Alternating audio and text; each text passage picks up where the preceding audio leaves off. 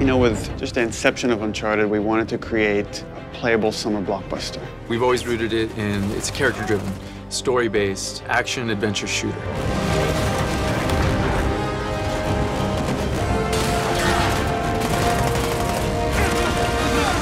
Underneath all of that, there's meaningful story moments, there's lovable characters. It's been a while. Too long, boyo. The heart is Nathan Drake and the cast of characters that surround him. This was somebody who was vulnerable. I remember the first time that we did a punching thing, and I said, hey, what if I hit him and it hurt? You know, I said, I've punched people, it hurts. So it was one of the first people who would hit and go, ah, you know, and when he fell from a height, it knocked the wind out of him and he would struggle to get up. That's what Nate is at his core. He's just a normal guy trying to do the best he can, and he just keeps falling into these extraordinary circumstances and, you know, has to dig his way out of them. And everybody wants to be that guy. You want to be that adventurer that's digging up treasures that have been lost to history and time. You want to see what kind of problems he gets himself into and how they're going to get out of it. And you get to be part of that adventure, like, how am I going to get them out of that? With Uncharted 1, you know, that was our first game on the PlayStation 3. We moved away from Jak and Daxter. It was a brand new IP, and it felt like we really have something to prove here. It was like, create a character that moves believably, that has a realistic weight, but also is fluid and responsive, and that is just about the most difficult thing you can ask. Drake was kind of like, he was kind of a little newer to the game. He was still figuring himself out, and so was the studio in lots of ways. We were still trying to figure out what Uncharted was. The cutting edge part of Uncharted was the process by which they decided to capture the content. And a lot of it was trial and error and trying to figure it out and trying to gain experience of doing that. All the games that I'd done before were all you go into a booth by yourself and you do the lines one by one. And I thought that's what it was going to be. And Gordon Hunt, who was the director, came over, and I'd known him for a while, and he said, this is what we're going to do. You're going to start out here, and you're going to go, and whoa, Gordon, what are you talking about, moving around here? This is a game, right? And he said, yeah, it's motion capture. And I went, motion what? And I think, you know, especially 10 years ago when this started, that was something that people never saw. And we had this idea of the game was going to be 3 pillars. It was going to be combat, traversal, and puzzles. And now it felt like with Uncharted 2, we really have something to prove. Let's tell a more complex story. Let's get deeper into who this character is. Let's show some of his flaws. Let's get into some of his vulnerabilities, his insecurities as a character. But at the same time, we wanted to up our set-piece game, and from a couple of pieces of core technology, mostly Drake's interaction with moving objects, that sort of spawned these big set pieces like the train and the building that collapsed. But they weren't the focus, they weren't the core tenet. We didn't start saying we're going to make amazing set pieces. We started saying we're going to make core gameplay that's really, really solid to play.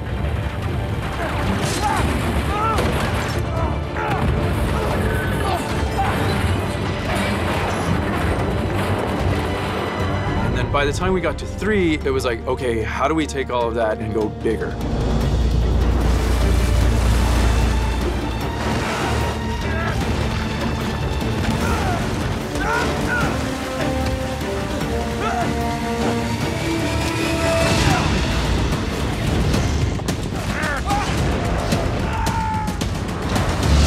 Last of Us to me was refreshing because you could get away from that spectacle. You could think more on like a very intimate character level and gain an experience with something that, again, as a team we were uncomfortable with. We've never done something like that before. We never tackled a genre like that before. We tried to take those big over-the-top set pieces and we tried to couple them in with pivotal points in the story so that when a big event happens to our characters or the relationships with those characters, that we really wanted to play those out.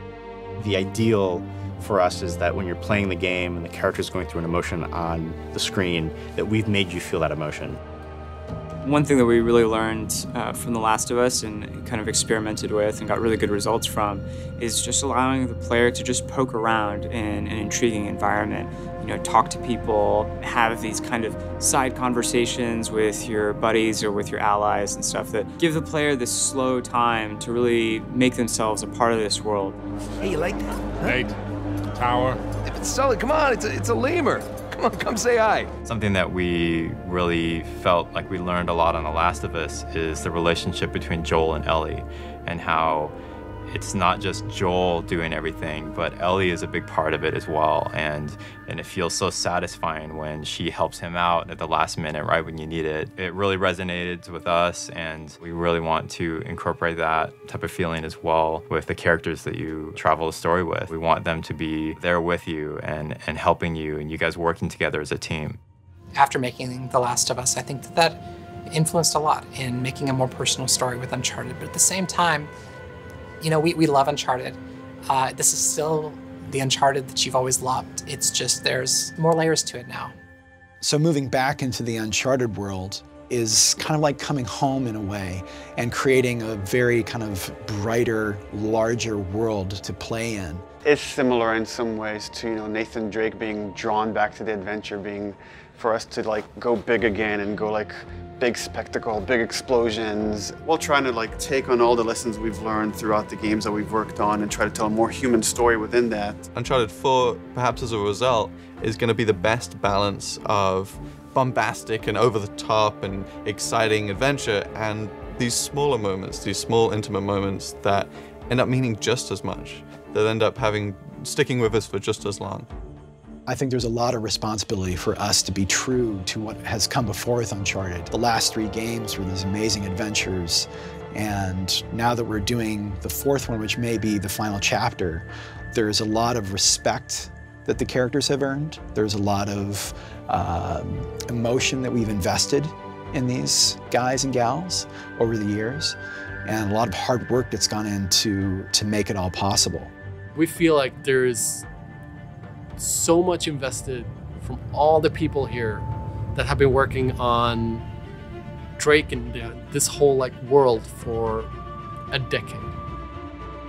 We want to do ourselves the service of actually tying this together. And I think there is some responsibility there to take it seriously, to tell the story of these characters honestly, because there are so many people that take such joy in it, that our responsibility is to then make sure that they're getting the best possible game we can make. And that's constantly as a team, you're seeing how every department pushes the other one, and we strive for nothing less than perfection. Even though we'll never achieve it, we're constantly shooting for that.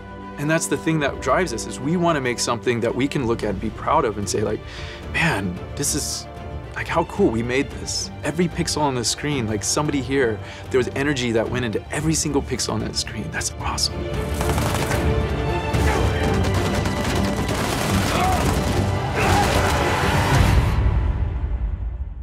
PlayStation